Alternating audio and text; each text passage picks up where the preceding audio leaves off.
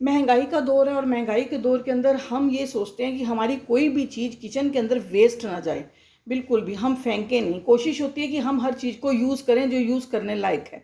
तो आज मैं उसी से रिलेटेड आपको वीडियो दे रही हूँ। किचन के कुछ टिप्स ऐसे हैं, कुछ हैक्स ऐसे हैं जिसे आजमा के, जिसे आप फॉलो करके आप किचन में बहुत सारी बचत भी कर सकते हैं और अपने काम को आसान भी बना सकते हैं।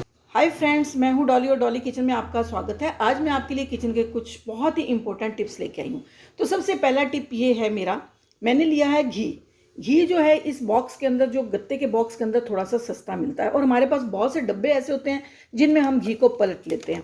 तो अब ये देखो, मैंने घी को पलट लिया एक डिब्बे में और बीच में ये घी कुछ रह गया है जो मेरा निकल नहीं रहा। तो इसको मैंने करना क्या है, मैं डब्बे को करूँगी कट कुछ इस तरह से डब्बे को कट कर लेंगे। ये देखो, मैंने डब्बे को कट कर लिया है। कट करने के बाद वैसे तो कुछ घी हमारा इसी तरह से निकल जाएगा। मैं इसे एक कटोरी में डाल लेती हूँ या उसी डिब्बे में पलट लूँगी जिसमें मैंने पहले डाला है। ठीक है, लेकिन उसके बाद भी घी जो है वो लगा रह जाएगा। ऐसा नहीं है कि पूरा का पूरा घी हमारा जो है निकल जाएगा। कुछ इस तरह से देखो, मैंने चारों तरफ से काट लिया। अभी भी थोड़ा सा कंफर्टेबल नहीं है। ये इसको भी मैंने काट के सीधा कर लिया है। ठीक है, सीधा करके एक स्पैचुले के साथ इस घी को मैं निकाल लेती हूँ। इस तरह से एक कटोरी में मैं निकाल लेती हूँ।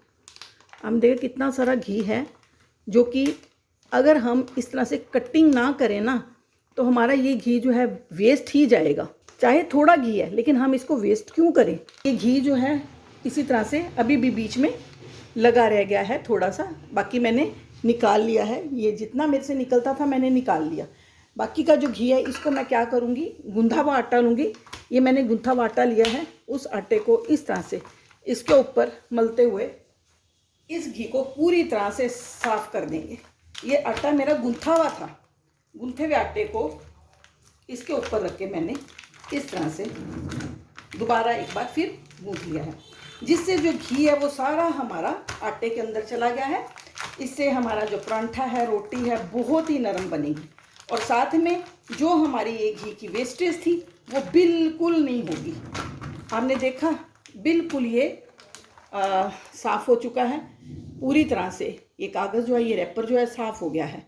ठीक है, इसके ऊपर बिल्कुल भी घी नहीं है। तो इस तरह से आप अपनी किचन के अंदर बचत कर सकते हैं। अक्सर हम रिफाइंड भी लेके आते हैं, देसी भी लेके आते हैं। ज़रूरी नहीं कि देसी घी से ही ऐसे करना है, रिफाइंड भी लेके आते हैं। हम अक्सर पाउच पलटते हैं, उसके बाद हम उस पाउच को फेंक देते हैं। उसको भी कट करें और इसी तरह से आटा उसके ऊपर गूँथ लें, या आटा गूँथा हुआ आटा लेके उसके ऊपर से एक बार इस तरह से गूँथ लें तो आपका जो घी है पूरी तरह से बचेगा, बिल्कुल भी आपकी वेस्टेज नहीं है।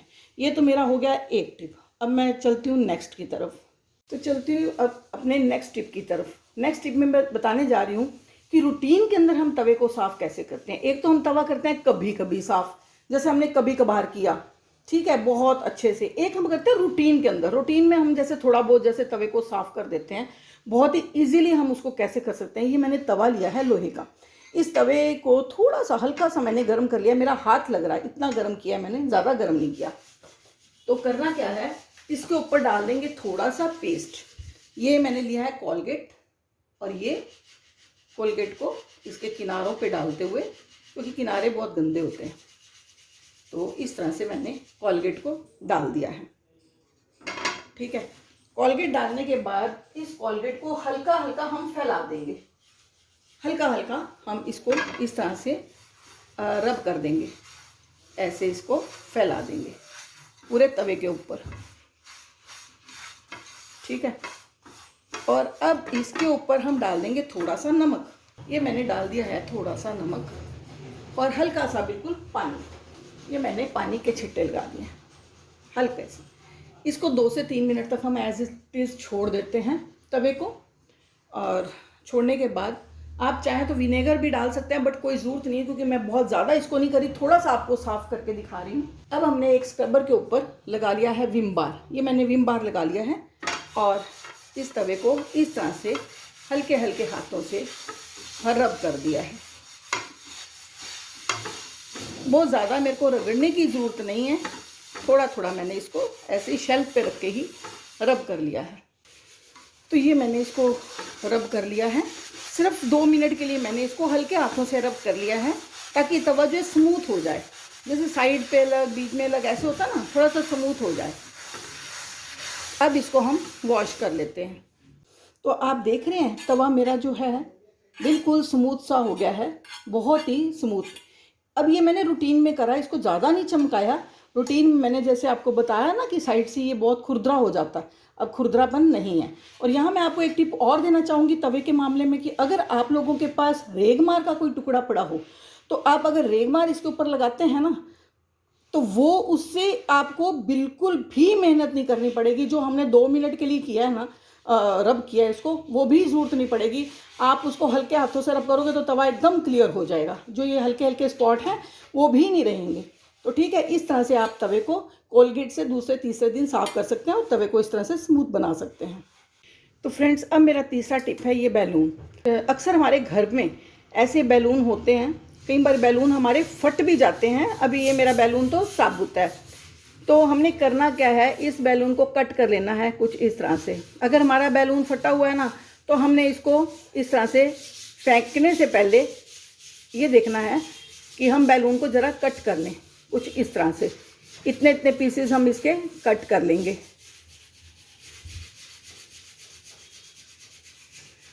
किचन में अक्सर हमारी बहुत से पैकेट्स ऐसे होते हैं जिनको हमने रबड़ से बांधना होता है। तो ये तो पहला तो रबड़ होता ही है बैलून के ऊपर, लेकिन उसके बाद जो ये है, ये इसको मैं आपको करके दिखाती हूँ। देखो ये हमारे कितने रबड़ तैयार हो जाते हैं एक फटे हुए बैलून से। यानी फटा हुआ बैलून भी हम फेंकेंगे नहीं, उसको हम यूज़ में लाएंगे, किचन के यूज़ में लाएंगे। क्योंकि बहुत से पैकेट ऐसे होते हैं जो कि हमारे पड़े होते हैं और उसमें जैसे एक सलाब सी आ जाती है, तो हम हर पैकेट को बंद करके रखते हैं, चाहे हम क्लिप से करें चाहे हम रबड़ से करें।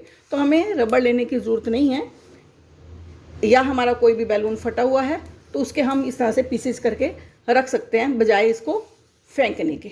तो आपने देखें ये हमारे कितने रबड़ बैंड तैयार हो चुके हैं।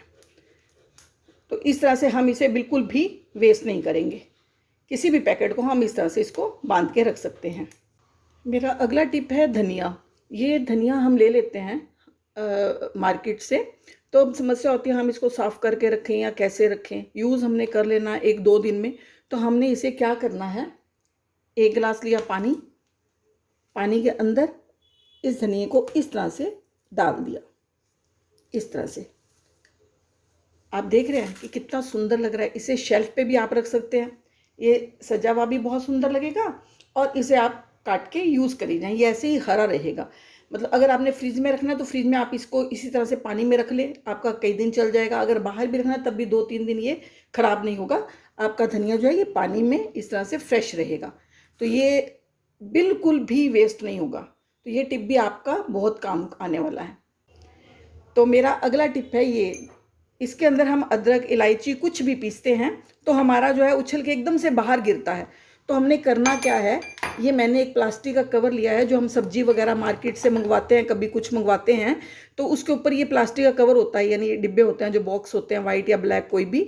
तो ये वेस्टेज हमारे घर में पड़े होते हैं डिब्बे कई, उसके ऊपर ये जो ढक्कन है इसके अंदर गोल सुराख कर लें।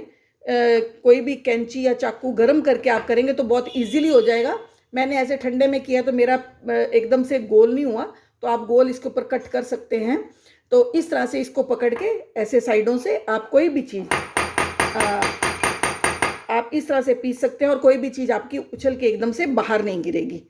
तो ये आपका टिप जो है आपके लिए बहुत ही यूज़फुल हो सकता है। किचन में कोई भी चीज़ बिल्कुल वेस्ट नहीं होगी, बाहर बिल्कुल भी नहीं आएगी। आपके लिए ये टिप्स बहुत ही काम के, आप इन्हें फॉलो करें और मुझे बताएं ज़रूर कि आपको किचन का काम कितना इजी लगा और कितना आपने बचत की, यानी आपकी बचत भी हुई, वेस्टेज कुछ नहीं हुआ किचन के अंदर। अगर आपको पसंद आती है वीडियो, हेल्पफुल होती है, तो प्लीज़ वीडियो को लाइक करें, ज़्यादा से ज़्यादा शेयर करें और चैनल को सब्सक्राइब करना ना भूलें। Thank you.